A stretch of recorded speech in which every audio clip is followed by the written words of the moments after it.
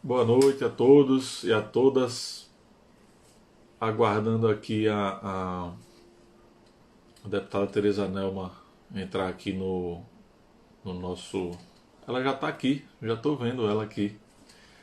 Deixa eu chamar, deixa eu mandar o convite para ela aqui.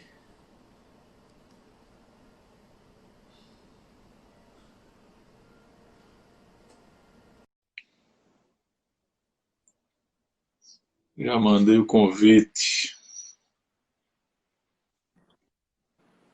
Doutora Tereza Nelma, que prazer, que satisfação conversar com a senhora aqui. Quanto tempo, né? Prazer meu. Que bom, Agradecer.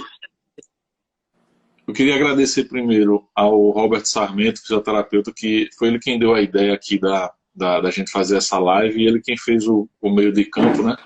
E agradecer, obviamente, a senhora por aceitar o convite da gente de estar participando aqui dessa conversa, né? Uma conversa aqui que a gente eu vai ter. precisava. Eu gostei muito da ideia, né? Porque eu preciso fazer até um depoimento, né, da minha recuperação, né, da minha visão cada vez maior, né, de respeito e sobre o fisioterapeuta, Que né? bom. Então, eu tenho muito a falar hoje, tá, da experiência que eu tive como de vida, né, e o quanto o fisioterapeuta foi e é importante na minha vida.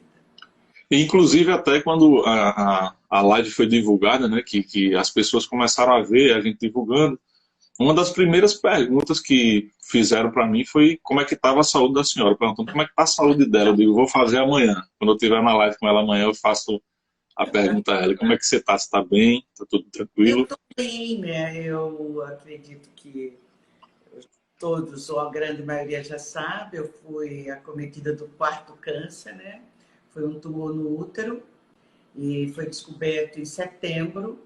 E aí eu agilizei os exames e como eu tenho desde 2011 toda a minha saúde, eu evito falar a palavra doença, toda a minha saúde, a gente vê lá no Sírio-Libanês, né? A equipe me acompanha, né? Então eu fui fazer uma cirurgia e só ia passar 10 dias, que eu ia fazer uma esterectomia total. Mas o médico teve um erro médico em que ele tentou fazer uma laparoscopia. E aí ele perfurou meu intestino. Meu Deus do céu. Aí fiquei de 23 de outubro até 20 de março. Eu voltei em 20 de março. Eu tinha voltado uns dias antes, mas eu tive muita dificuldade porque criou-se uma fístula. Eu fiz 4 cirurgias, Charles, durante esse período. Caramba. Aí fez uma fístula, tá? E ela não diminuía, não diminuía. E aí fizeram no dia 20 de janeiro, fizeram uma cirurgia para recompor, porque quando você faz uma fístula, quando há um erro desse, tem que passar de 90 a 100 dias para ver se recupera. Mas eu não recuperei, precisei fazer outra cirurgia. Aí, acho que foi dia 20 de janeiro, eu fiz a terceira cirurgia. Aí, o que é que eles entenderam? Que iriam colocar, fizeram a cirurgia, mas aí eu não tive condições de voltar às esfíncteres, né? Então, aí eu vim para cá, fiquei lá. Quando foi após carnaval, eles tomaram a decisão, tá, de colocar uma prótese no meu intestino, que foi um stent. Aí Sim. eu vim, fiquei aqui em Marcel após o carnaval uns 10 dias. Quando foi no dia 16 de março, tive uma dor, voltei para São Paulo, fiz outra cirurgia. Aí retiraram o stent que ele estava migrando, e aí eu voltei para cá, já voltei direto aqui para a Barra de São Miguel. Eu estou em quarentena, além do vírus, eu ainda estou nessa A recuperação. recuperação. Mas eu tenho que falar do fisioterapeuta, desse profissional tão importante para as nossas vidas, né? Porque graças a ele, né, eu ainda estou em débito, Tá? Eu estou andando, estou sentando, porque lá no Sírio-Libanês, eu fiquei quase 30 dias de UTI, mas eu Sim. tinha um fisioterapeuta lá direto, 2 vezes ao dia. Eles iam lá, quando eu não podia me levantar, fazia mesmo deitada, tá certo? E depois eu fiquei uns 4 meses lá no Sírio-Libanês, quando eu saí da UTI, eu tinha fisioterapia de manhã e de tarde. Me dava uma preguiça de andar, mas eu tinha que andar, tinha que fazer os exercícios, exercícios motores e exercícios respiratórios. Mas eu não entendia que eu ia ter tanta dificuldade quando eu tivesse alta. Eu pensei que eu estava ótima. Por quê? Para sentar, para me levantar, ainda hoje tenho dificuldade, certo? Sim. Ainda hoje tenho dificuldade. E aí preciso, não precisei. Eu ainda tenho uma fisioterapeuta, não sei se você conhece Mariana. Ela é urofuncional, Neto. neurofuncional. Eu preciso, porque eu perdi a sensibilidade, tá certo? Sim. De fazer o xixi, e aí eu tenho feito, faz uns 15 dias que nós paramos porque ela teve Covid, então ela não veio, ela agora já recebeu alta e eu preciso voltar para a clínica dela, que é ali no Armory. Entendo. Preciso fazer outro procedimentozinho, fazer os exercícios. Mas a minha filha, que é médica, também não autorizou. Eu não posso sair daqui, eu tenho que ficar esperando. Então, eu só tenho que agradecer. E você nem sabia dessa história, me convidou para esse momento, tá certo? Quando eu voltei para Maceió, lá tem uma moça muito boa, que é de Alagoas, uma fisioterapeuta que trabalha lá no Sírio, muito dedicada, que está fazendo mestrado, que me ajudou muito. E ela fez o contato aqui com o Ângelo, que eu também quero agradecer muito o Ângelo, que trabalha Ângelo Roncalli? aqui. Sim, Ângelo Roncalli. muito competente e muito objetivo, prático. E tive o Ângelo, o Luciano. O Luciano também trabalhou na Pestalozzi. Trabalhou também? E o Luciano hoje está na Santa Casa e na Medihados, e o Vitor, que eu não conhecia. E eles ficaram quase 30 dias fazendo fisioterapia na minha casa, porque eu não andava, eu não sentava, eu não sei, eu não sabia mais me levantar. E a minha sorte foram eles três, que eu tinha 2 vezes ao dia, eles me atendiam na minha casa, porque eu não tinha condições de sair, além de uma tremedeira muito grande. Eu perdi quase que os meus movimentos de motora fina, entende? E eles foram, assim, muito competentes. Eu digo que eu estou em falta, porque é para mim continuar, porque eu não estou 100% Entendi. ainda. Mas como eu estou aqui na Barra de São Miguel, e eles tentaram fazer através do vídeo, mas eu fico só, sou preguiçosa, entende? Eu preciso voltar a fazer, eu preciso, para Aham. ficar boa completa. Mas eu já ando, já faço, já corto, entende? Então, eu só tenho que agradecer, valorizar o profissional da fisioterapia. Que E bom, que bom. tantas, né, que eu nem sabia que existia a fisioterapia urofuncional, essa coisa toda, sabe? E você como profissional, são muito importantes na reabilitação e habilitação. Eu passei por isso, É entende? um Então, testemunho, né?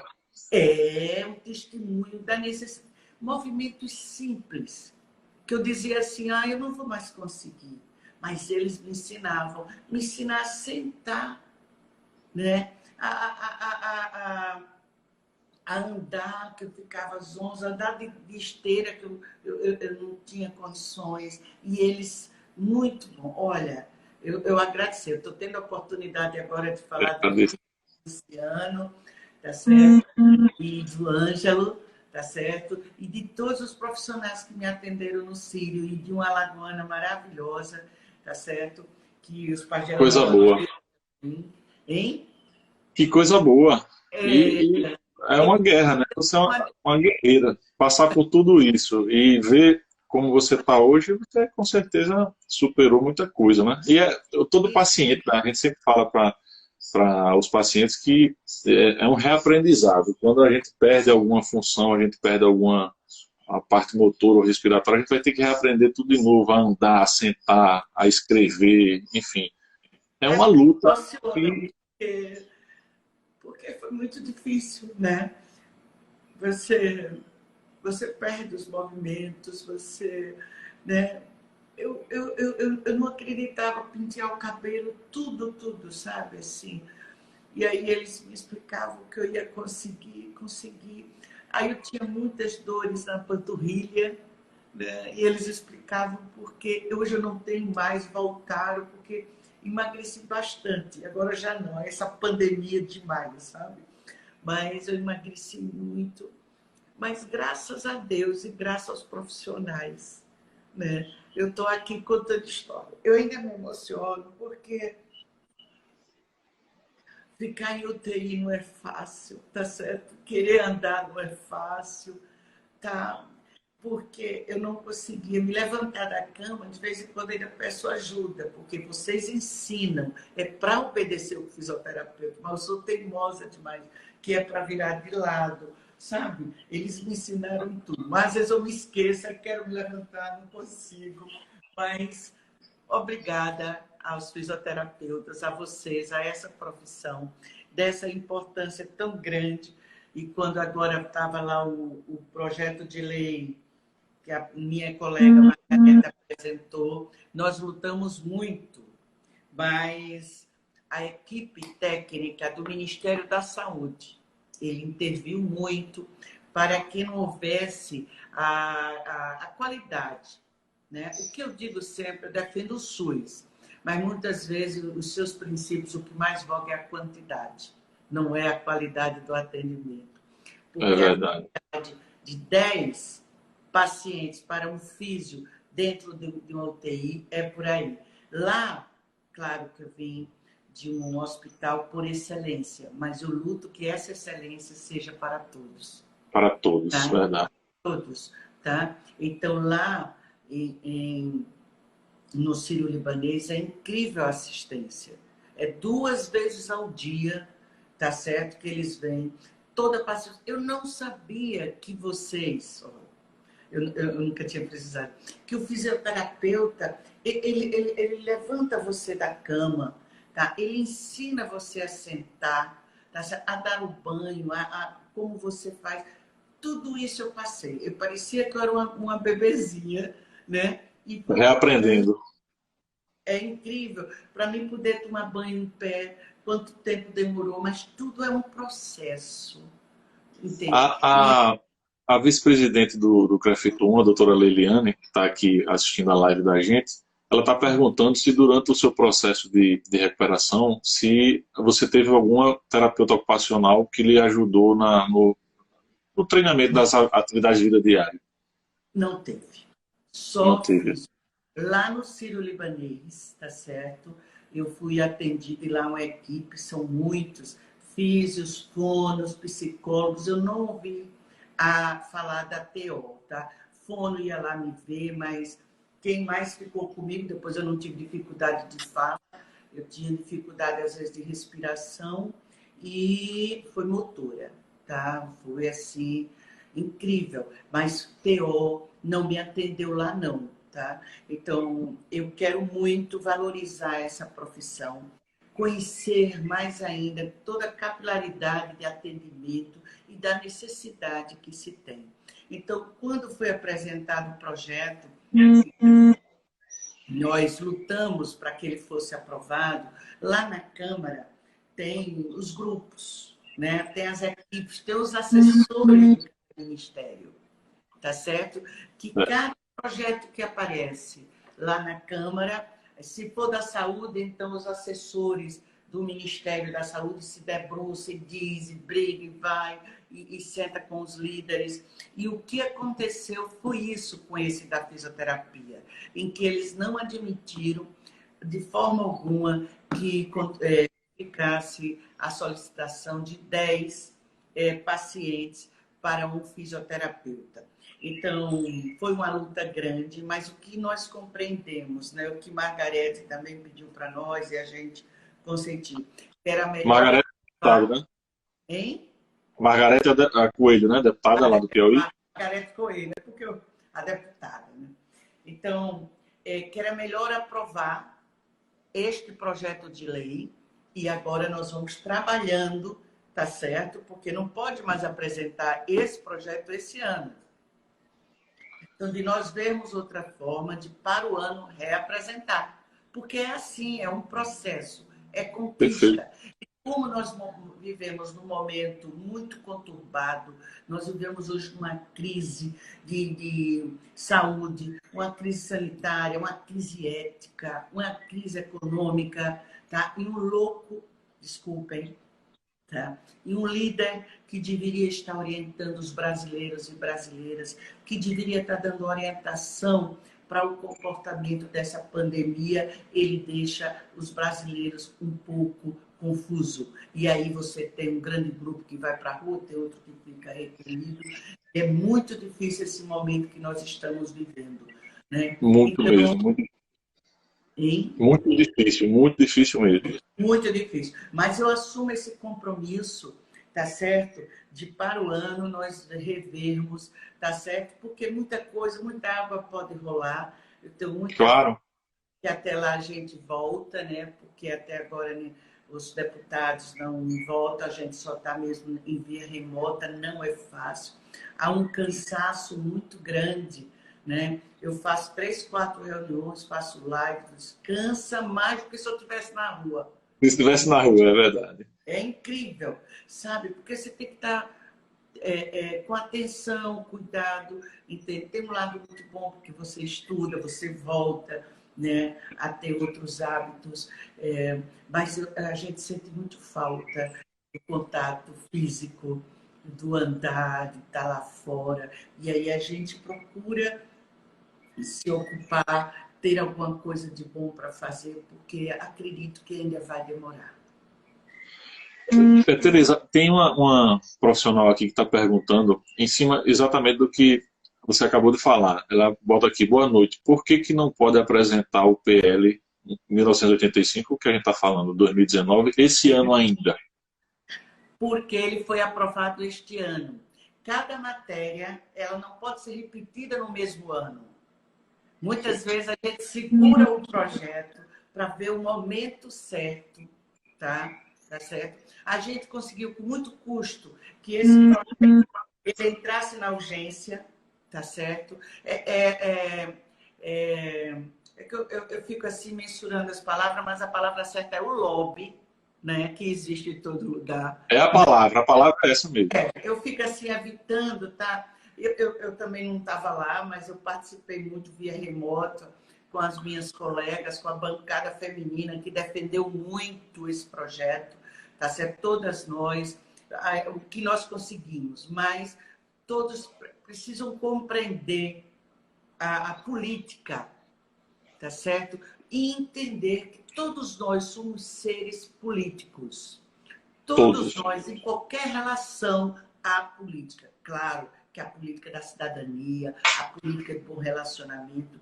E você, quando faz 18 anos, você decide se você quer fazer a política partidária. Aí é diferente, entende? E aí a política partidária ela é muito complexa. Imagine você que lá nós somos 513. Para você fazer entender os 513 no mesmo sentido, no mesmo interesse, não é fácil. São muitas as negociações, são muitos os interesses. Aí tem a bancada da bala, aí tem a bancada evangélica, aí tem a bancada rural, aí, sabe? É complexo. Não é fácil como as pessoas acham que é, né? Todo mundo acha que... Inclusive até esse PL, ele... Na verdade, ele vem... essa luta da gente conseguir as 24 horas... vem todo em cima da RDC 7, a resolução da diretoria colegiada da Anvisa, né? Que ela foi publicada em 2010, fevereiro de 2010, e já naquele ano de 2010, quando a Sobrafir que é a nossa Associação Brasileira de Fisioterapia Cardiovascular e Fisioterapia Intensiva, conversando com a Anvisa em 2010, naquela época já existia um entendimento de que o fisioterapeuta ele era necessário 24 horas dentro da UTI. Só que o que é que aconteceu? Lá em 2010, a fisioterapia e a terapia ocupacional, nós somos profissões muito jovens, a gente tem 50 anos, vamos completar 51 agora em outubro. Então, quando foi feito um levantamento para obrigar que as UTIs tivessem físio 24 horas, naquela época, os grandes centros e as capitais tinham profissionais suficientes para ter uma equipe de físio 24 horas. Mas quando você ia para o interior dos estados, não existia um número suficiente de profissionais. Então, por isso que lá em 2010, apesar de já haver o entendimento da necessidade de ter o físio 24 horas, ficou 18 horas. Então, por isso que a RDC 7 ficou nessas 18 horas. Então, o atual governo federal, o nosso digníssimo presidente, o que é que eles fizeram? Uma proposta para modificar essa RDC 7. E na proposta deles, eles tiraram duas coisas que a gente considerava importantíssimas, que a gente considera importantíssimas. Primeira delas, eles queriam retirar essa questão da proporção, porque a RDC 7 dizia que é um fisioterapeuta para cada 10 leitos, então eles queriam tirar, e isso é um perigo grande, Tereza, porque hoje, diante da pandemia que a gente está tendo, né, você dentro de uma UTI de Covid, um físio, ele mal dá conta de 8 leitos. Imagine se você retira esses 10 leitos, essa proporção de 1 para cada 10, e deixa aberto. O que é que vai acontecer? Você vai abrir, vamos dizer assim, para que um gestor coloque 20 leitos e bote um fisioterapeuta e diga, se vire, porque não há um normativo. E além disso, eles queriam, na proposta deles, eles queriam retirar que o coordenador técnico da equipe de fisioterapia da UTI, ele não tivesse o título de especialista. Então, que é bom deixar bem claro, para muita gente confunde especialista com a pós-graduação. No caso, a gente está falando de um título profissional. A pós-graduação lato sensu é aquela que é um título acadêmico. Mas, enfim, quanto mais você vai aumentando a complexidade do atendimento, que é o caso de uma UTI, você precisa de profissionais que tenham uma expertise naquela área.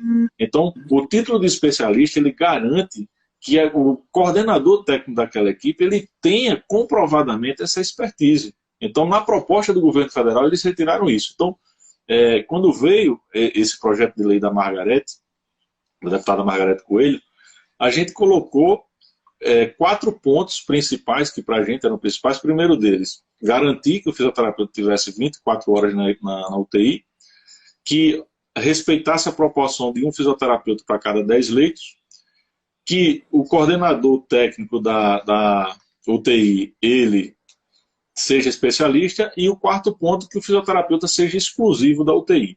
Então é como você falou muito bem agora. Então, nessa barganha entre bancadas, entre lobbies de um lado para outro, a gente conseguiu, desses 4 pontos, a conquista de 3, que foi aprovada agora na Câmara. A única que não foi, que foi retirada, foi essa proporção de 1 para 10. Mas como você bem falou, a gente precisa, agora vai para o Senado, a gente precisa que isso seja aprovado no Senado para que haja a sanção do presidente, e aí depois a gente vai correr atrás do prejuízo, vamos dizer assim.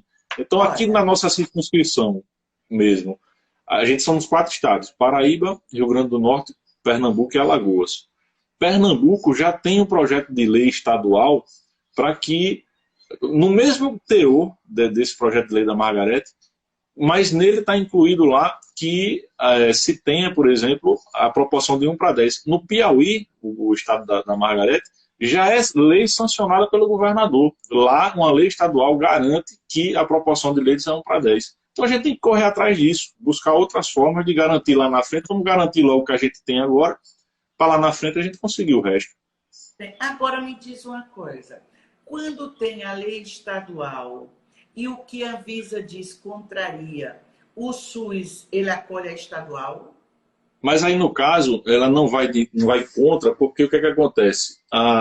Se for aprovada do jeito que está aí, uma lei federal sem dizer a proporção, eles retiraram. Eles não disseram que era 1 para 10, nem 1 para 20. Então, se ele deixa aberto, você pode criar uma lei estadual ela não vai de encontro, ela complementa, entende? Você pode ter no seu estado uma lei dizendo, não, como não está normatizado lá na lei federal, a gente pode aqui no estado normatizar.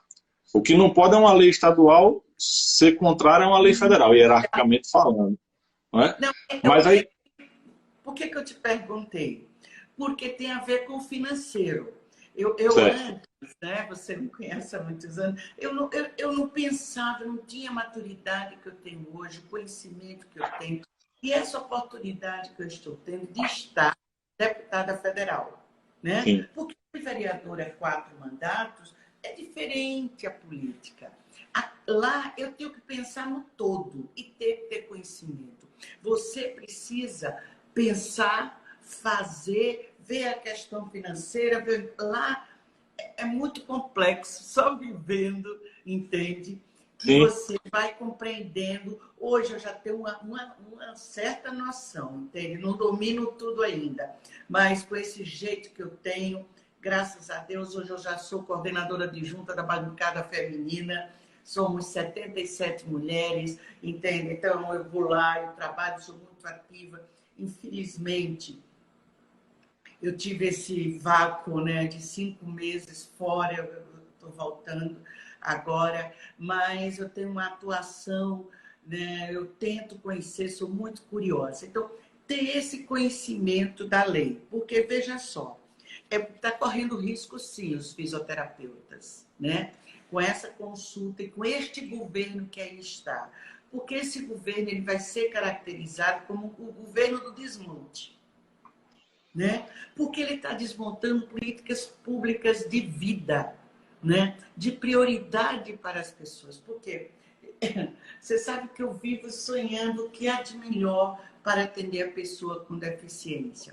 E esse período que eu fiquei lá no Sírio, eu tentava aprender, ver, a equipe foi lá me visitar, eu mandei sentar lá com os fisioterapeutas de lá, ver como era o esquema, porque eu quero acertar, entende?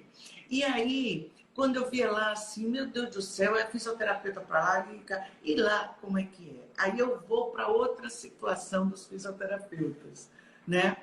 Aqui mesmo, né? Eu tive uma formação aqui na Santa Casa, né? Tem os fisioterapeutas, mas não na ala do SUS para a área oncológica. Está em falta. E eu acho isso assim, um absurdo. Eu quero muito no nosso Brasil. Eu tive condições, claro, além do plano, tirei empréstimo para estar viva hoje, tá? Para estar aqui. Tá? Sou uma trabalhadora, como tantos brasileiros. Mas eu quero muito que o tratamento que eu tive, eu quero que todos tenham. Então, quando eu tive câncer de mama em 2015, né? Eu perdi a minha mama radicalmente, a mama esquerda, e precisei fazer fisioterapia. Tá? Mas lá, eu terminei a cirurgia. Com 3 dias já estava lá o fisioterapeuta. Eu não aguento. E ela já está lá, já está lá. Tá? Para você não perder. Aqui não existe isso. O CACOM, né, que é o Centro de Apoio de Atendimento ao Câncer, as pessoas com câncer, que tem na Santa Casa e no HU, lá está escrito a presença do fisioterapeuta. Ele é necessário, sim. Eu vou falar aqui, tá certo? Como paciente oncológica e mastectomizada, tá? Vocês, quem não sabe, o movimento da aranha, que eu aprendi assim, né? Que é você colocar a mão e subindo pela parede. Isso. Eu dei valor a isso e precisei dar valor para poder voltar a ter o movimento do meu braço. Colocar o braço em cima da cabeça, né? Tudo isso é muito importante. E o fisioterapeuta nos ajuda. Tá? Eu estou falando especificamente do fisioterapeuta oncológico. Né? Sim, sim. E aí, Charles, eu lutei muito para ter uma fisioterapeuta oncológica na Pestalozzi, tá? Que é a Juliane, que é especialista nisso. E hoje ela trabalha na Casa Rosa, que é uma casa que eu sonhei, né? Que eu dizia que se eu ganhasse de novo para vereadora, mesmo careca, como eu estava falando, eu criaria uma Casa Rosa em Maceió. Hoje ela existe. ela é para diagnóstico e encaminhamento para a rede do SUS. E lá eu tenho a fisioterapeuta oncológica. Ela tem, olha, uma maravilha a reação das mulheres, entende? E eu tive a informação que não está tendo fisioterapeuta pelo SUS para as mulheres na área oncológica. E isso não pode. Infelizmente, eu estou assim, um pouco debilitada. Eu já estou bem, tá certo? Sim. Não estou circulando. Aí estou deixando isso passar porque eu vou ligar para o doutor Arthur, diretor médico da Santa Casa, e vou perguntar, cadê o fisioterapeuta do ambulatório? Cadê o fisioterapeuta? Dá uma cobrada. Para as mulheres mastectomizadas, porque é muito importante, porque a gente perde, né, os movimentos, entende? E é preciso começar rápido para que não venha o atrofiamento. Então, hoje, nós precisamos fortalecer muito o fisioterapeuta na sua categoria, na sua profissionalização e na expansão de especialidade que vocês têm, que eu também desconhecia, mas eu estou pesquisando, estudando e eu estou precisando, né? Sim. Aí, E muitos gestores, a gente vinha conversando essa semana sobre isso, muitos gestores, eles argumentam que mas vai sair muito caro para eu colocar fisioterapeuta 24 horas dentro de uma UTI, eu não vou ter dinheiro.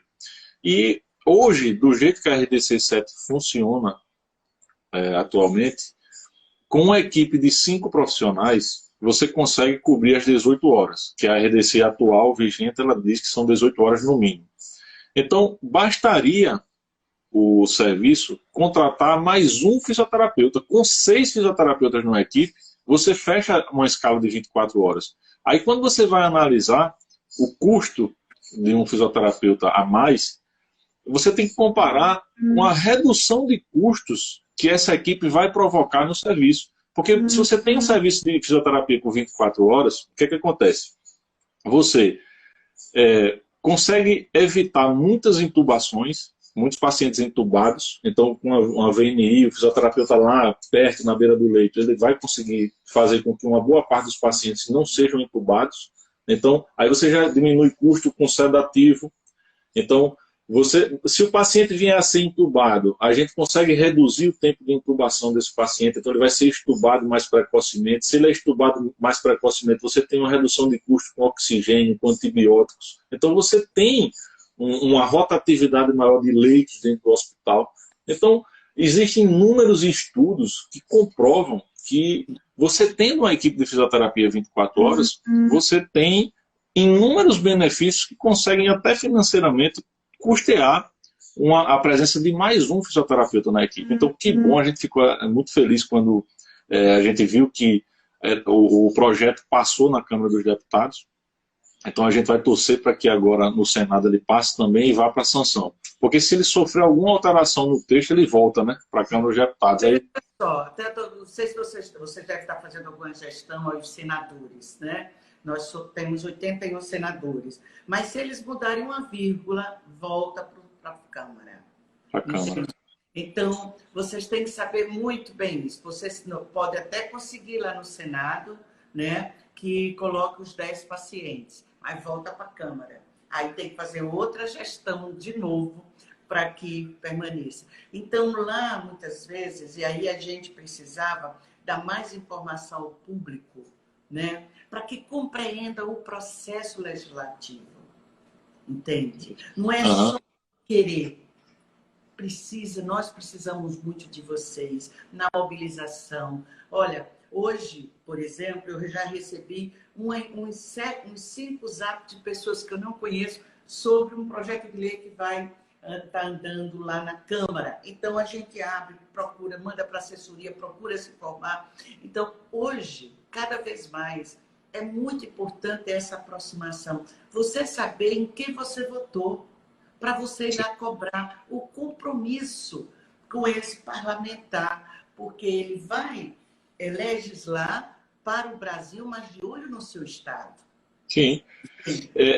Inclusive, eu queria até lhe perguntar, aproveitando que você está tocando nisso, antes, vários comentários aqui falando, citando, obviamente, a importância também da terapia ocupacional na reabilitação de pacientes mastectomizadas, né, para ela conseguir recuperar as suas atividades de vida diária, né? Então, a gente queria também, Tereza, que quando você for cobrar do físico, cobre também da terapia ocupacional, para que a gente tenha o terapeuta ocupacional lá também no atendimento desses pacientes mastectomizados. É incrível como fisioterapia, ela, sabe, mas a terapia ocupacional, ela é muito importante. Eu vejo, pelo que eu passei já na pestalose, nas instituições, na reabilitação e em outras situações, nos hospitais, tudo isso. Mas precisa a gente ainda divulgar mais. O fisioterapeuta, desculpa, não me queiram mal, eu não sou contra, eu sou a favor, mas estou dizendo que o fisioterapeuta, ele ampliou mais as suas ações. Ele divulgou mais, talvez, não sei. Tanto quando a gente vai ver os números. Hoje, nós temos carência de terapeutas ocupacionais em Maceió e no estado de Alagoas. Nós temos duas profissões que nós temos carências. É o terapeuta ocupacional e o fonoaudiólogo. Verdade. Nós temos carências em todos os serviços. E quando a gente vai conversar na Uncisal, o Uncisal diz a mesma coisa, tem poucos alunos. Né? E, olha só, nós temos que fazer com que tenha mais pessoas querendo fazer terapia ocupacional. O mercado ainda está aberto. Né? Quando me trouxeram os dados dos números, né? Veja, de fisioterapeuta em Alagoas, tem 3.178. E terapeuta ocupacional, 372. Aí eu te pergunto, será porque não tem pacientes? Não, é porque falta profissional. Nós precisamos do terapeuta ocupacional. O terapeuta ocupacional é importantíssimo na área da reabilitação e da habilitação. Agora, nós hoje temos carências aqui em Alagoas. Quando a síndrome congênita do Zika vírus, que eu me dediquei muito em 2015, tudo isso, quando apareceram os primeiros casos, eu conheci o trabalho de Pernambuco. Maravilhoso. Lembra que eu conversei até com você? Lembro. E o terapeuta profissional estava fazendo lá. Que trabalho maravilhoso junto com o fisioterapeuta na reabilitação das nossas crianças, nas adaptações, nas soluções para as crianças, sabe? Então, é isso que está faltando. Tá? Nós precisamos de mais profissionais de terapeuta ocupacionais. E a gente vai precisar muito agora, já no Covid agora, porque tem relatos de muitos pacientes que estão ficando com sequelas articulares, com dores, não estão conseguindo realizar suas atividades de vida diária. Então, o pós-Covid... Nós precisamos divulgar mais. Divulgar com toda seriedade, falando da sua importância, tá certo? Mostrando o leque de atuação, né? Porque a gente só entendia um pouco TO, mais para a questão da manipulação, para a questão da reabilitação manual. Não, ele é completo. Então, é um profissional que faz parte da rede de saúde e que nós precisamos muito desse profissional. Agora, você me despertou uma coisa muito interessante, porque se você vai também nos hospitais, não tem tantos terapeutas ocupacionais, tem mais o fisioterapeuta. E a gente precisa trazer o TO, né, como nós chamamos, né, mais junto e divulgar, para que ele seja mais ainda valorizado, tá certo? Quando você faz esse projeto de lei, é só para o fisioterapeuta e o TO. Isso. Verdade. Mas, e assim, e como é que a gente vai despertar o interesse dos acadêmicos, dos estudantes em cursar terapia ocupacional se a gente não divulgar, se a gente não mostra a terapia ocupacional? Como é que a gente vai despertar esse interesse nas pessoas? Né? A informação que eu tenho é que os cursos de Alagoas, o curso de TO e de fono, tende a diminuir cada vez mais, porque não tem jovens, não tem pessoas que queiram, vão mais para fisioterapia. Mas fonoaudiologia e TO, nós precisamos muito. Um fonoaudiólogo, ele é muito importante. O terapeuta ocupacional, o físio. Mas eu enxergo, talvez como leiga, que eu não sou psicóloga, O fisioterapeuta, como eu já disse, ele expandiu mais. É como se ele tivesse... É um leque maior de oportunidades, entende? Mas eu sou assim... Vejam aqui, eu falando de dados, que diferença. Você tem 3.172 físios para 372 terapeutas. 10 vezes mais, né? Né?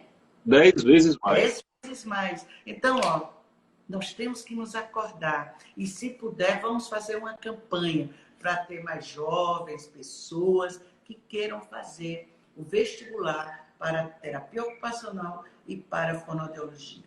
Ô, Charles, eu estou preocupada com a hora, né? Você também está olhando a hora. Mas tem tanta coisa para a gente conversar. Mas eu quero aproveitar e dizer para você, infelizmente, eu adoeci. Mas desde o ano passado, que eu já tinha começado a discutir com a equipe, com o pessoal, sobre a situação do que diz o COFIT, né? Cofito. COFIT, e o Ministério da Saúde, o SUS, com Sim. a portaria 793, Sim. tá? Que é aquela questão do atendimento de quantos pacientes por turno, né? Sim, sim, sim. Vocês não, o conselho fala em 8.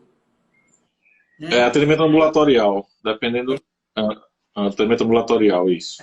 E eu estou até disse assim, olha que pena essa pandemia, mas assim mesmo eu fiz, estamos fazendo uma consulta ao Ministério da Saúde com a proposta, eu quero lhe dizer, tá certo, de fazer uma reunião com Excelente.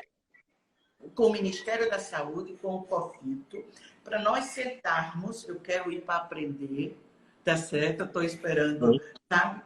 Como nós vamos encontrar um eixo? Por quê? 8 pacientes o SUS não paga.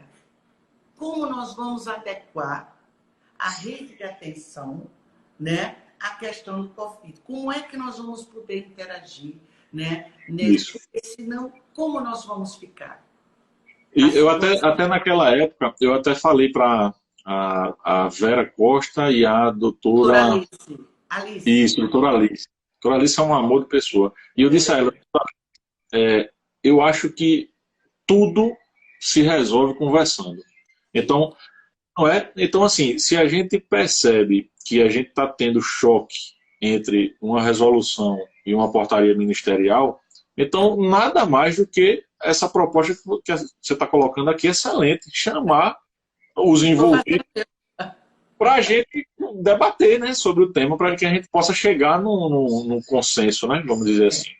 A Associação Pestalozzi fez essa solicitação, o Foi? Ministério da Saúde está estudando, e eu estou para fazer a reunião convidando a coordenação a gerência, a coordenação de atenção à pessoa com deficiência do Ministério da Saúde e convidando o presidente do COFIT e para nós estudarmos a portaria. Qual é o consenso que a gente vai chegar? Porque quem paga X para isso, para Y. E o outro fala diferente. Então, como é que nós podemos atender 100 pacientes durante um mês? Então, são coisas que me preocupam, porque existe o conflito, tá certo? Fica-se conversando, mas isso é uma decisão do Ministério da Saúde. Sim, sim. A saúde tem que rever a portaria. O conflito tem que sentar junto, tá certo? Perfeito. Para a gente chegar a um denominador comum. Porque senão, como é que vai ser? Vai ser faz de conta? Não, que é um ser humano que você está atendendo. Tem que atender com qualidade. Né? Claro. Eu digo que o SUS é quantidade. Senão não sobrevive, não pode. Que é uma vida que você está tratando. Entende? É verdade. Eu tinha que tocar nesse assunto para dizer para você que eu estou na busca de encontrar esse equilíbrio. Fantástico, fantástico. E o caminho é esse mesmo. O caminho é esse aí. Não tem outro, não. Porque a doutora Alice, maravilhosa, Vera Costa, Tereza Amaral, todos já tentaram, os outros presidentes de associações, todos, não é só lá na Pestalozzi, mas as outras também, tá certo? Mas vamos consultar? Façam uma consulta ao Ministério da Saúde. Tá certo? Falei com o Anjo, estive lá no Ministério da Saúde. Sim. Antes, né? E disse que estava marcando uma reunião com o COFIT. Só que eu adoeci aí, mas agora, mesmo via remota, eu vou marcar, tentar marcar esse momento para nós discutirmos. O Ministério da Saúde baixa uma portaria 793, tá certo?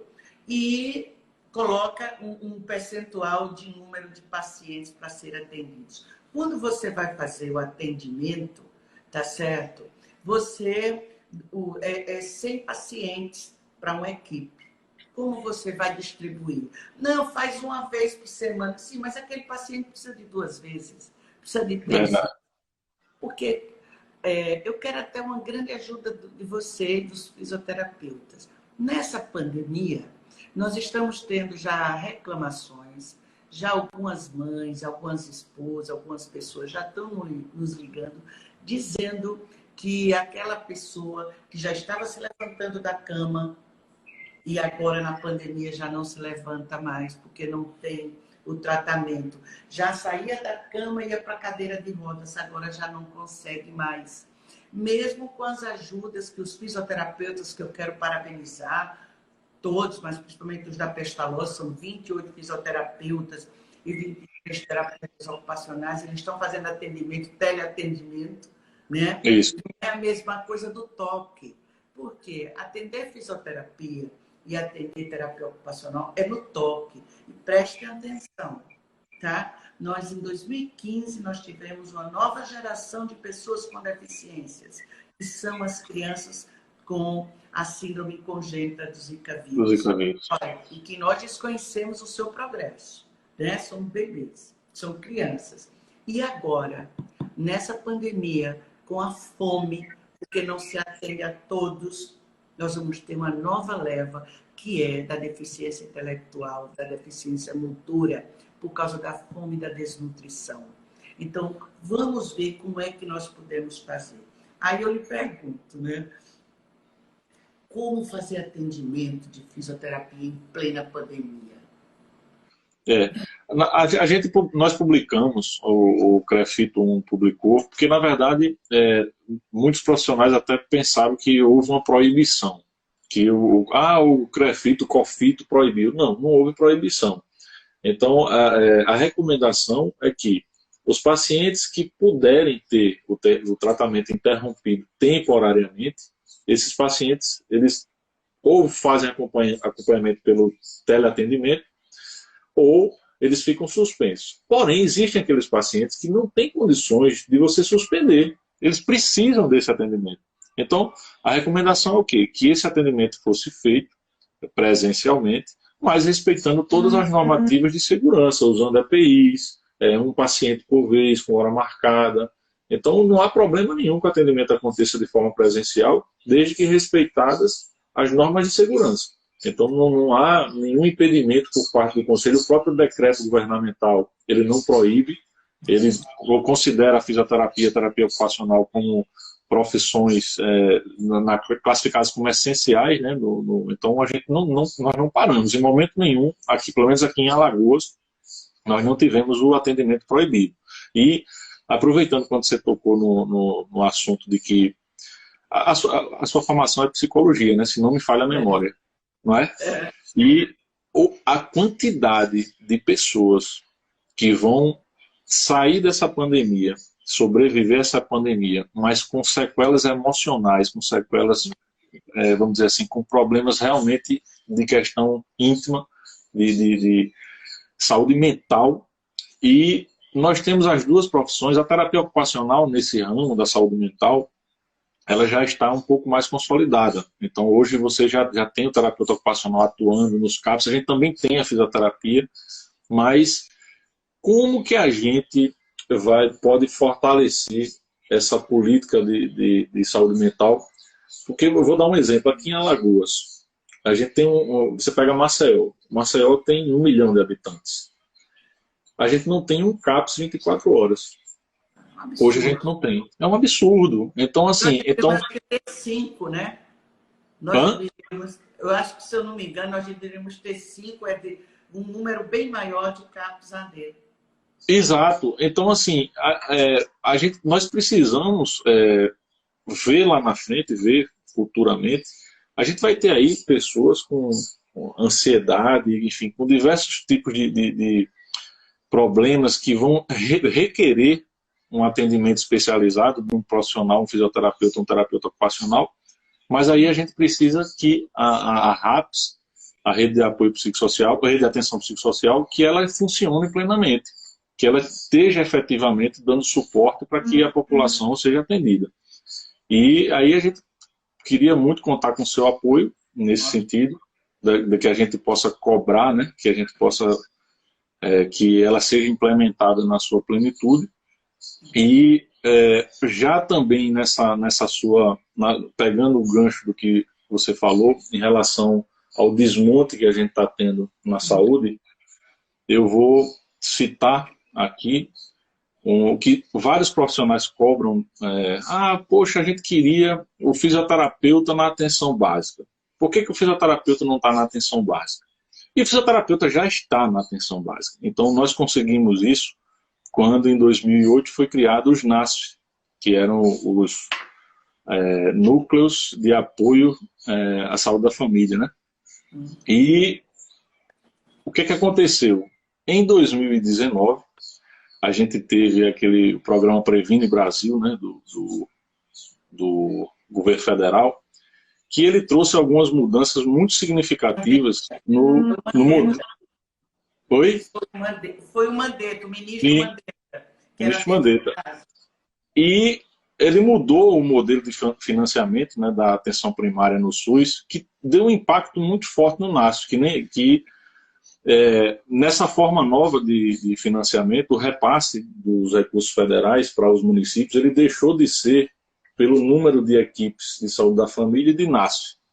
E ele passou a ser por duas formas, né? A primeira forma era através do número de pessoas cadastradas, né, em cada equipe de saúde da família, atenção básica, ou a segunda forma pelo desempenho das equipes em indicadores selecionados, né?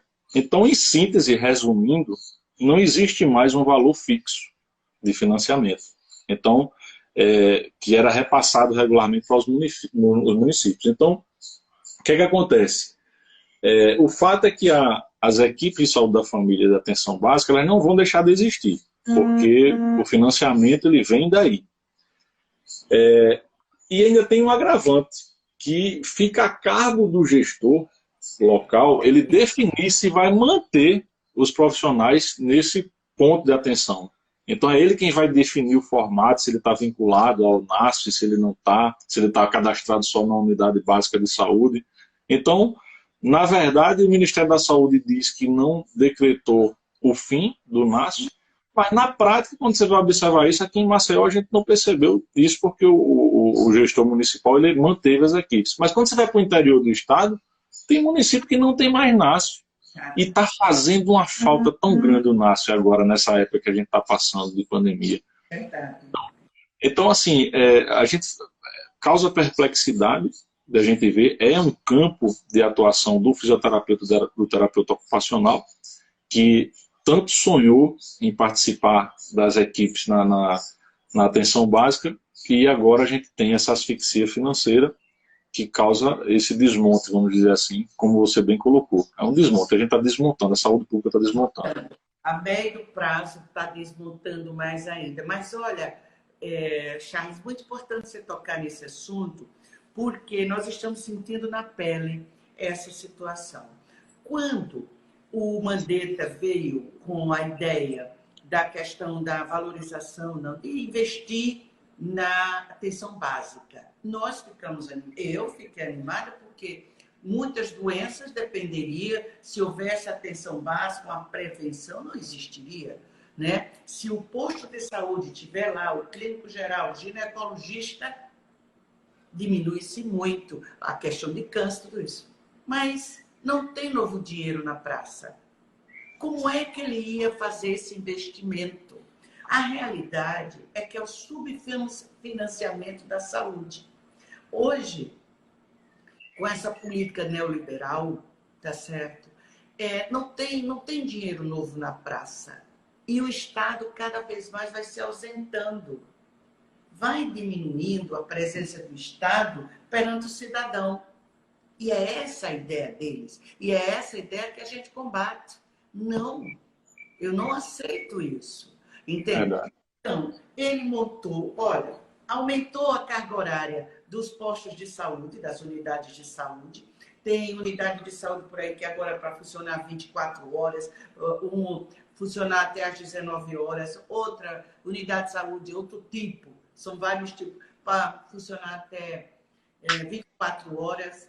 E onde é que está o dinheiro novo para investir? Não, ele deslocou. Aí tira desse programa aqui, tira daquele programa ali, sem fazer um estudo mais profundo. E mesmo quando faz, ele quer, enquanto gestor, deixar uma marca. Verdade. E o forte do Mandetta foi isso. Foi nos dar esperança que nós íamos ter uma saúde preventiva, de promoção à saúde. Mas não houve dinheiro novo. Então, ele retirou, não é só desse projeto, desse programa, de outros programas também. Então, na realidade, e aí nós vamos para a questão dos gestores. A grande maioria dos gestores nem tem conhecimento, nem compromisso. Você sabe disso, né? Principalmente quando a gente vai para a nossa terra, eu vou falar de Alagoas, que vem a questão do alfabetismo do conhecimento. Nós precisamos, e aí eu convido todos vocês, não precisa se filiar a um partido, mas precisa se atualizar, entender em que caminho nós estamos indo, qual é o destino do nosso país, né? E isso tem a ver com você, comigo. Quem diria que o que acontece aqui está acontecendo nos Estados Unidos, o que acontece aqui está acontecendo no mundo. No mundo é a globalização. E nós fazemos parte disso. Esse discursozinho de dizer, eu não gosto de política, não vai acontecer. Olha, um vírusinho deste tamanho, como diz aquele danado daquele presidente que nós temos, uma gripezinha lá da China, está matando muitos brasileiros aqui e no mundo inteiro. Há 3 dias que eu estou sofrendo muito. Há 2 dias faleceu um amigo meu de Arapiraca. Ontem, o irmão de uma amiga minha. E hoje o Dom Valério, que não foi do Covid, foi do AVC. Mas é muita informação junto. Então, quando você vem falar da saúde mental, tá certo? Eu estou muito preocupada com essa situação, porque a gente vai se perturbando. Quando você fala do NASP, o que é que eu pensei? Deixa eu só lhe pedir uma coisa. O tempo da gente aqui está acabando. Eu teria aqui só mais 2 consideraçõezinhas para a gente conversar. A gente pode encerrar essa live agora e a gente abrir outra só para a gente finalizar, até para a gente não encerrar sem se despedir. Pode ser? Eu vou encerrar ela agora, aí eu vou reabrir, vou salvar ela, vou reabrir, aí a gente faz as considerações finais da gente e a gente encerra novamente. Pode ser? Pode, tudo bem, não tá. Pronto, eu vou encerrar ela agora e aí eu volto e aí você entra de novo para a gente continuar, tá bom? Tá certo. Tá ótimo. Vou chamar. Voltamos. Eu não sabia que podia voltar. Não é minha Pode. Eu não ia encerrar a live aqui sem a gente se despedir, né? Mas assim, antes da gente se despedir, eu queria saber uma opinião sua de um tema também muito importante, não só para a fisioterapia, como para a terapia ocupacional, mas para a saúde como um todo. Eu queria saber o seu posicionamento, se você já tem formado alguma opinião ou se ainda não tem, em relação ao ensino à distância, a formação à distância na área da saúde. A gente está falando de curso 100% à distância, que a gente sabe que existe já, o Ministério da Educação ele liberou no ano passado para que houvesse a possibilidade de ter cursos de graduação na área da saúde sem um contato com o paciente, em estágio, em alguma coisa, enfim. E apesar do próprio Conselho Nacional de Saúde se manifestar contrário a isso permaneceu. Então, assim, você tem alguma opinião formada a respeito disso? Tenho, sim. Eu sou contra. Isso não existe. A gente está vendo o resultado sem querer, né? Está existindo essa pandemia e a gente está sentindo a dificuldade que está para atender os pacientes. Como é que você vai ensinar a cuidar do outro, a ver, a fazer exames através de uma tela? Não é? Eu sou contra. Agora, uma coisa muito importante são os profissionais também darem sua opinião e participarem. Eu procurei ver, na Câmara não tem nenhum projeto de lei sobre isso. O que tem na Câmara, que eu procurei saber, é a teleassistência para o idoso, que até eu sou coautora durante essa pandemia. E o outro é da telemedicina, que foi aprovada, é uma lei agora de abril, tá certo? Mas enquanto durar a pandemia. Isso. Entendeu? Isso nós estamos assim, muito claros. Eu acho que nós temos que fazer uma grande discussão, os profissionais se colocarem, tá certo? Trazerem dados para nos ajudar, não só a mim, como aos outros deputados também, porque muitos desconhecem. Eu que sou mais dessa área humana, né? Estou mais próxima, tá certo? Eu compreendo, mas precisa que os outros também compreendam que não é só assim ter o título. Você precisa saber fazer o trabalho, você precisa desenvolver a técnica, tá certo? De como você pode trabalhar e salvar uma vida. É muita responsabilidade trabalhar na área da saúde. Exatamente. Inclusive até, muitas pessoas até ficam achando, colocando, por exemplo, agora, nessa situação de pandemia, a gente está tendo o que a gente chama de ensino remoto, que é diferente do EAD. Então, o que caracteriza uma aula remota de um EAD? O EAD é quando você já tem a aula disponibilizada lá e você assiste quando quer. Você não tem interação, você está lá o link, você clica, assiste a aula quando quer. Então, hoje, diante dessa situação excepcional que nós estamos passando, então, é natural que a gente tenha que dispositivos de permitir que algumas disciplinas dentro da formação profissional elas possam ser ofertadas no ensino remoto. Mas existe uma série de competências e de habilidades que é impossível de se aprender à distância. Não tem como você ter... Como é que duas profissões... Eu estou falando das duas porque eu estou puxando a sardinha para o lado da gente, mas a área da saúde como um todo, como é que você vai ter um profissional formado à distância, sem o paciente, sem ter contato nenhum com o paciente? Inclusive, é contra até as nossas diretrizes curriculares, porque, por exemplo, para que a gente forma? A gente não forma para o SUS, a gente forma no SUS e para o SUS. Como é que você vai jogar um profissional no SUS sem ele ter passado pelo SUS? Ele vai chegar lá sem ter contato nenhum com o paciente, ele vai chegar lá praticamente verde, vamos dizer assim, entre aspas.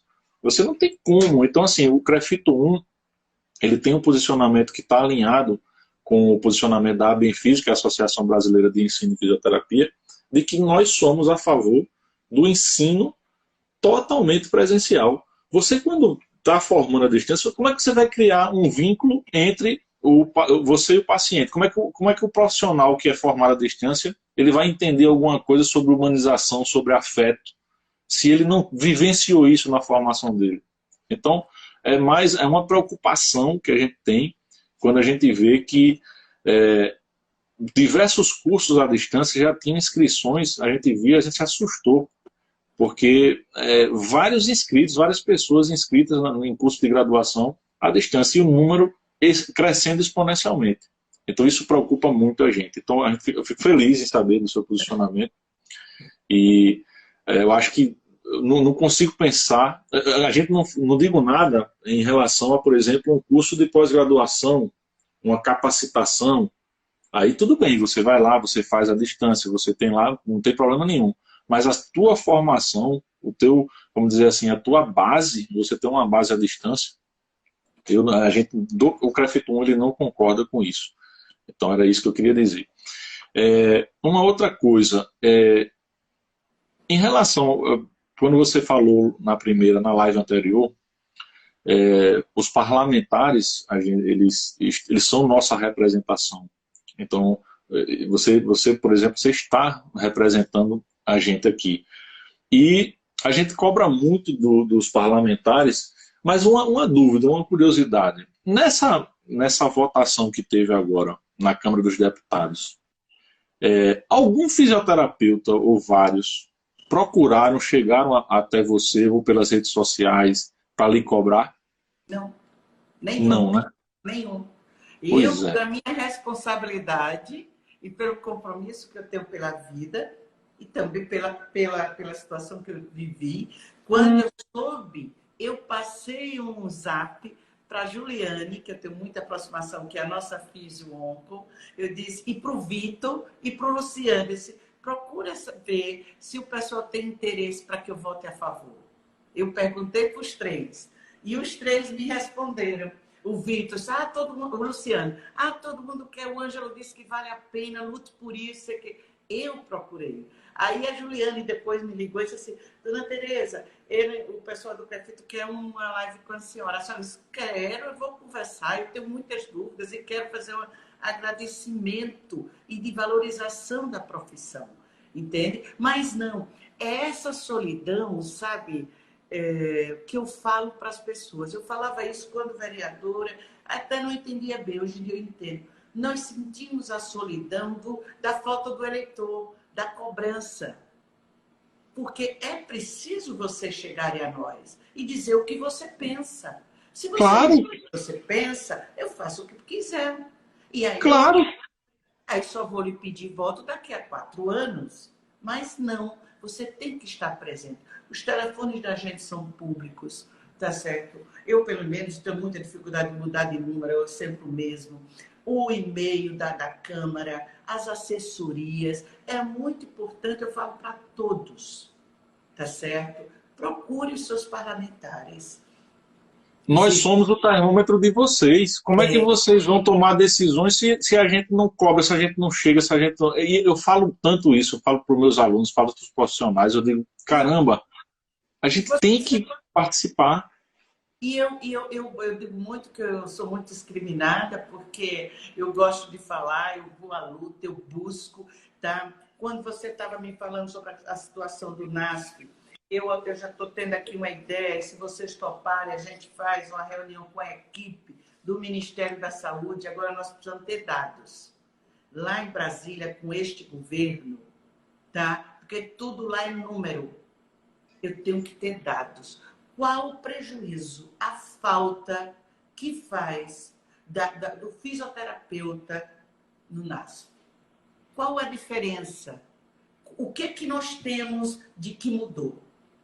Entende? Porque essa forma branda de mudar, de ampliar a portaria é para acabar.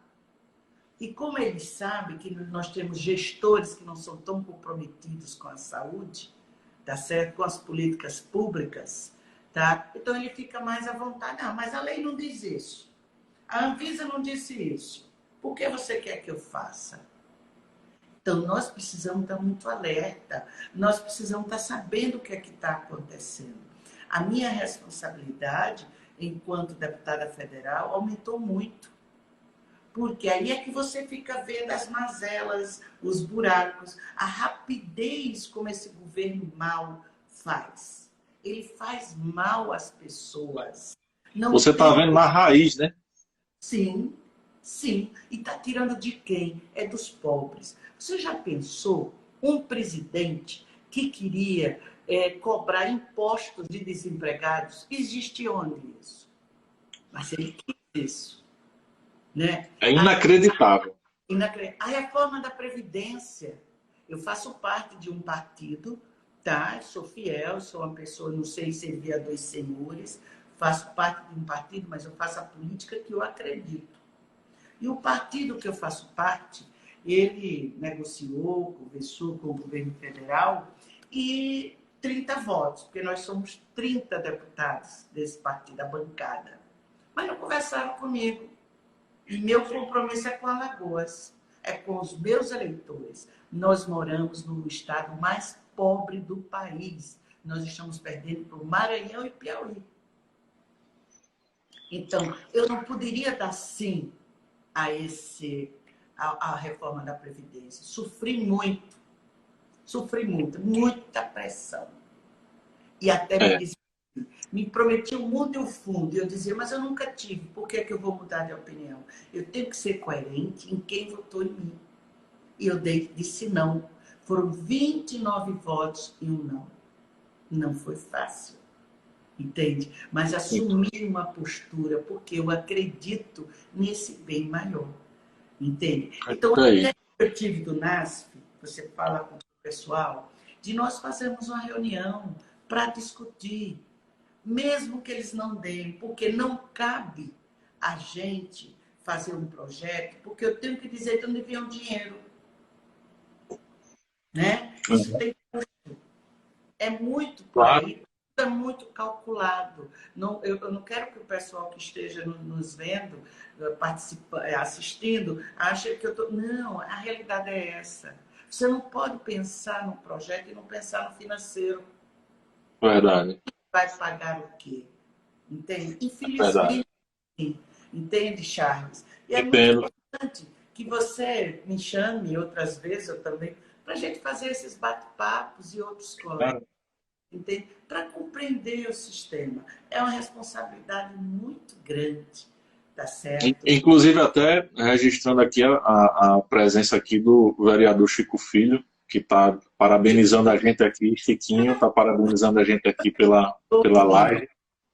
Eu conheço ele desde criança, desde menino mesmo. Poxa, Chico é muito bom. Olha, um menino bom. Bom mesmo. Às vezes as pessoas só até não compreendem a política do bem que ele quer fazer. Gosto muito dele, da família toda, entende? Me dei muito bem. Porque eu digo sempre que a política que eu faço não incomoda o outro, não. Eu faço, vou levando, vou fazendo, entende? Mas um grande abraço ao Chiquinho, a toda a família. Eu sou suspeito para falar dele, porque a gente se conhece há muito tempo. Gosto demais dele. Me diga uma coisa. Primeiro, eu já quero dizer que eu já topei a sua proposta da gente conversar lá no Ministério da Saúde em relação a isso. Se for preciso, a gente pode até pensar aí em fazer esse levantamento um estudo, né, para ver qual o prejuízo que isso causou. Então, enquanto CREFITUM, a gente se compromete a RDC ainda está em consulta pública, né? Não fechou ainda não. Não, está em consulta pública. Tá. Isso. Mas nós precisamos ter um levantamento interessante, desculpa, mas eu fico já burilando assim as coisas. Tá? No estado de Alagoas, quantas prefeituras já demitiram os profissionais, né, dos NASFs? Porque não tem curso que é real. Quanto?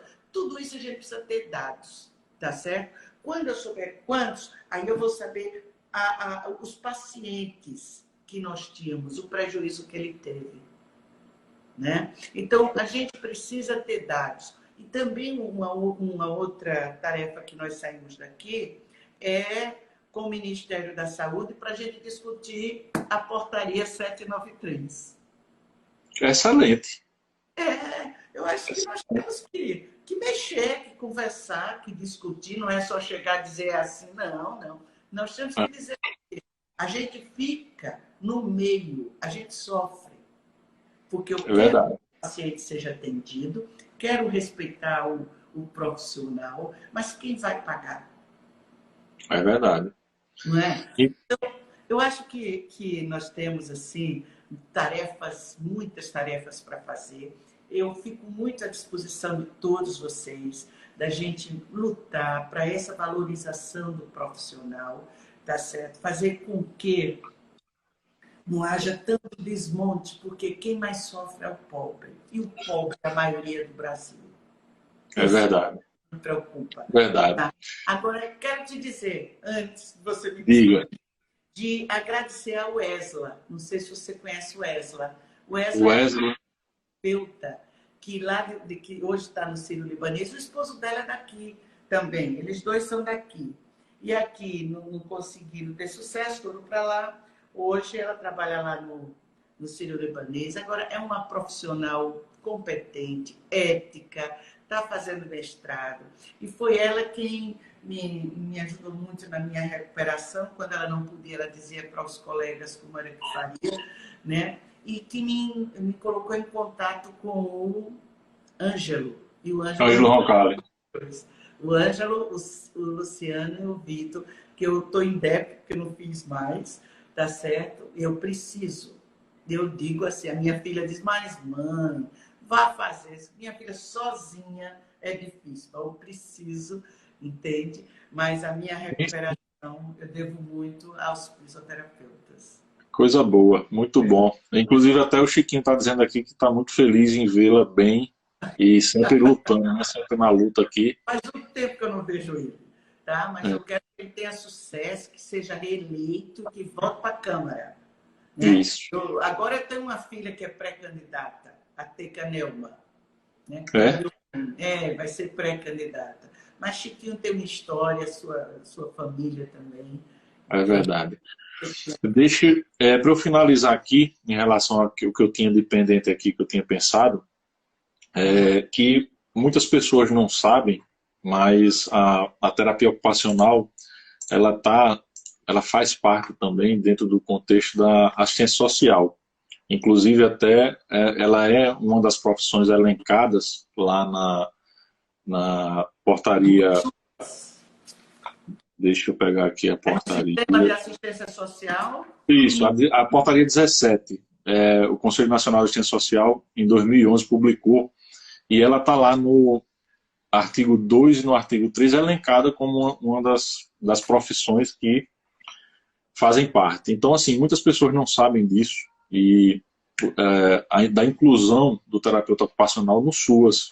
Então, fazendo uma analogia, né, comparando o SUAS com o SUS, então no SUS a gente tem os CAPs, a gente tem o SER, no SUAS a gente tem o CRAS, o CREAS, a gente tem as instituições de longa permanência de idosos, enfim. E muita gente não consegue perceber onde que a terapia ocupacional se encaixa. Então, da mesma forma que no SUS, a gente tem no SUAS diversas complexidades de atendimento. Então, a gente tem a atenção básica, a gente tem a de média complexidade e a de alta.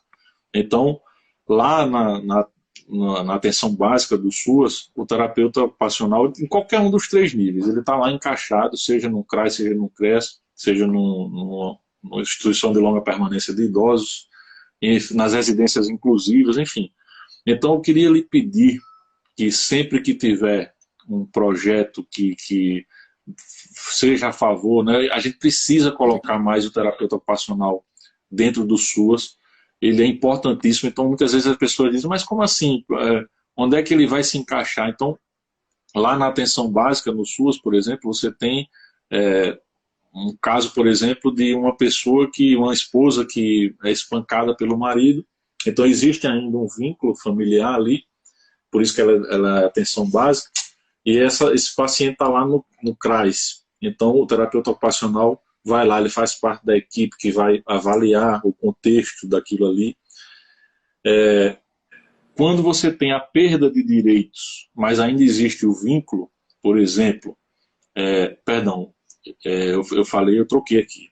Eu estava falando da média complexidade. A atenção básica no SUAS é quando você tem o vínculo, mas você não tem perda de direitos. É o caso, por exemplo, dos pais que precisam trabalhar e as crianças ficam, vamos dizer assim, sem ter ninguém para cuidar delas. Então, isso é atenção básica. Quando você já tem a perda de direitos, aí sim, média complexidade, mas ainda tem o vínculo, que é o caso do espancamento, o estupro, enfim. E a alta complexidade é quando já se perdeu o vínculo. Até tem um exemplo que a gente pode dar aqui, de um caso que não importa onde nem quando, de uma criança, uma mulher tinha 2 filhos. Ele era esquizofrênico e a menina ela era autista.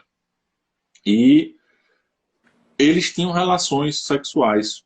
O autista ele tinha uma relação sexual, perdão, o esquizofrênico, o menino que tinha esquizofrenia, ele tinha relação sexual com a irmã. E foram denunciados. Então há aí claramente uma perda de direito. Então a equipe foi lá, e o terapeuta ocupacional fazia parte dessa equipe, e eles identificaram que estava havendo uma violação. Foram questionar a mãe, mas por que você permite que isso aconteça? E a resposta da mãe foi que, disse, não, isso acontece porque ela quer. Ele está lá na rede sentada, ela mesmo vai lá e senta na rede, e eles falam, então assim, nesse caso aí, é uma média complexidade, porque existia o vínculo, né, entre eles, mas a equipe optou, após a análise, que deveria haver a quebra do vínculo, que não tinha condições de eles permanecerem juntos. E aí tornou-se um caso de alta complexidade. Então, assim, só para contextualizar, que muita gente não percebe que o terapeuta ocupacional ele pode fazer parte disso daí. Então, a gente vê que ainda carece até dos gestores em si, de perceberem a importância desse profissional. E, assim, queria lhe pedir aqui, sempre que você puder, sempre que for possível, você apoiar para que a gente tenha uma maior inserção do terapeuta ocupacional dentro do SUS. Porque a gente fica muito focado na saúde, na saúde, na saúde, e o terapeuta ocupacional tem esse campo de atuação que pode também participar. Verdade. Olha, eu me coloco à disposição. Se você tiver dentro do CREFITO algum ATO que queira fazer uma live comigo, eu faço, eu divulgo. E quando voltar, né, o novo normal, que a gente não sabe como é que vai ser, né? Dizem que em agosto a gente volta para Brasília. Eu não sei se eu já vou ser liberada, porque é a questão do grupo de risco e da minha situação de saúde. Mas a gente pode fazer discussões, pode chamar, conversar, e eu posso lá fazer uma audiência pública. É muito importante, as pessoas não sabem o quanto é importante uma audiência pública para Sim. discutir o que é terapia ocupacional, o que é que ela abrange, como é, sabe? Porque traz um novo universo. A fisioterapia, as suas ações, os seus, sabe? É muito importante, tá certo? Essa divulgação, tá? Sim. Você falou de um caso complexo, tá certo? Que às vezes a gente se pergunta, meu Deus, como é que a gente agiria numa hora dessa? Eu precisaria ter um profissional ao meu lado que entende de como fazer essa prática, como fazer essa ruptura. Então, eu me coloco à disposição, tá certo? Dizendo que a gente precisa divulgar, entusiasmar mais os jovens que vão fazer vestibular, as pessoas que querem que terapia ocupacional é uma profissão muito importante, tá certo? Na habilitação e reabilitação das pessoas. Entende? Que pode criar muito, fazer adaptações incríveis para que aquele cidadão tenha qualidade de vida melhor. Eu sou Perfeito. entusiasmada por tudo aquilo que pode fazer bem ao próximo. Perfeito. Tereza, eu só tenho a agradecer em nome do CREFITO-1, em nome do presidente, doutor Silano, e de todo mundo que faz o CREFITO-1, pela sua... É o do Nordeste, como é o nome? Silano Barros. É que o CREFITO-1, a circunscrição são 4 estados, né? Alagoas, Paraíba, Rio Grande do Norte e Pernambuco. Então o presidente ele é de lá de Pernambuco, porque a sede é em Pernambuco. Então a gente tem aqui subsedes. E em nome de todo mundo, todos os conselheiros, delegados, os componentes de comissões, a gente agradece demais a sua disponibilidade. Eu fico muito feliz em ver que você está bem, que você está... O seu olhar está mostrando isso. Você tá mostrando que você tá lutando e está conseguindo vencer cada batalha que está sendo colocada na sua frente. E mesmo diante disso, mesmo diante de tudo isso, você se colocou à disposição. Então, mais uma vez, ao Robert Sarmento, eu quero agradecer por ter sugerido e por ter feito o meio de campo para a gente estar aqui conversando. E quero lhe dizer que o CREFITO-1 vai estar sempre à sua disposição. O que você precisar de dados, de informações, eu acho que a gente tem muito a contribuir com a saúde do alagoano como um todo. E espero que em breve, muito em breve, assim que terminar isso tudo, a gente possa estar junto aí para fazer parcerias, para a gente tentar ver se a gente consegue colocar em prática o que está escrito, que às vezes não é tão fácil como a gente pensa que é. Mas lhe agradeço demais, um beijo enorme, foi um prazer gigante, uma satisfação enorme conversar com você. Obrigada. Obrigada a vocês todos, aos profissionais que estão nos assistindo, os amigos, as pessoas, aos internautas, a você, Charles, que me deu essa oportunidade.